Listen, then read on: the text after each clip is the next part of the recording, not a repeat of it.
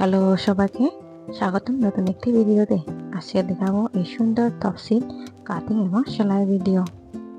এই সুন্দর স্টাইল তফসিল আমি রেডি করেছি রেগুলার ইউজের জন্য। এখানে আমি বাটিক কাপড়ে 2 গজ কাপড় নিয়েছি। ক্রপ তফসিল লম্বা নিয়েছি আমি 25 ইঞ্চি এবং শাড়ির জন্য নিয়েছি 15 ইঞ্চি।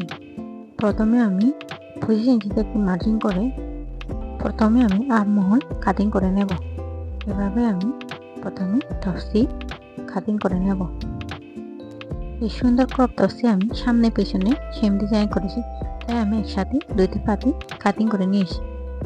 এবার আমি বিটের ডিজাইনের জন্য 2 ইঞ্চি ভাগ করে, অর্থাৎ 1 ইঞ্চিতে মার্জিন ও 2, 4, 6, 8 ইঞ্চি এভাবে মার্জিন করে নেব।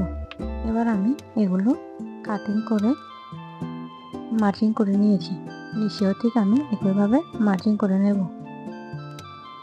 আপনারা চাইলে এই বিটগুলো দূরত্ব খুব একটা কাছে অথবা দূরেও দিতে পারেন। আমি ঠিক এভাবে সেলাই করে নেব। বিটগুলো আমি লম্বা 15 ইঞ্চি পর্যন্ত দেব। পুরোটা আমি বিটগুলো লম্বা দেব না।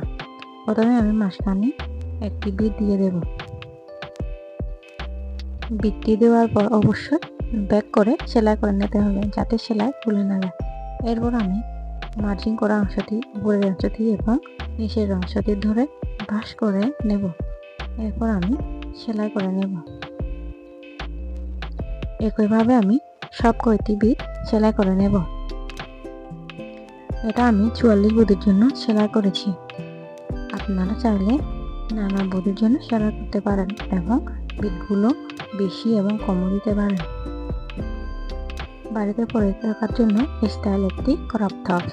আপনারা চাইলে এই ডিজাইনে বাইরে বেরোনোর জন্য সুন্দর সুন্দর টপস তৈরি করতে পারেন। এভাবে আমি বিটগুলো সামনে পিছনে সমানভাবে দিয়ে দেব।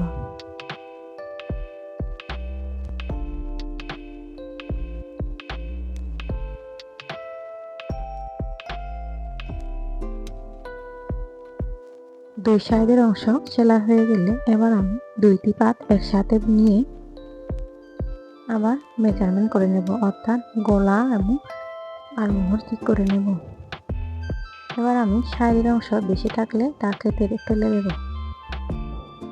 গলার জন্য 3 ইঞ্চিতে মার্জিন করে এবং লম্বার জন্য 6 ইঞ্চিতে আমি মার্জিন করে গোল গলা কাটিং করে নেব।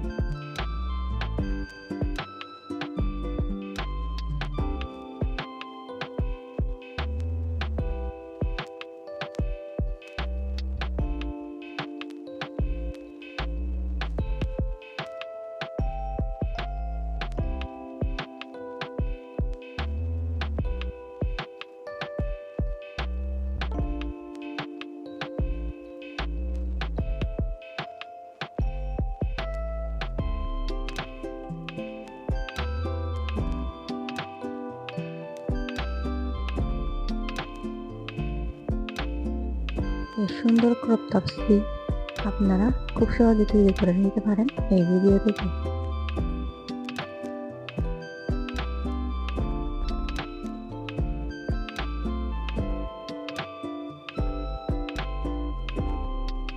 এবার আমি সাইজ অনুযায়ী সেলাই করে নেব।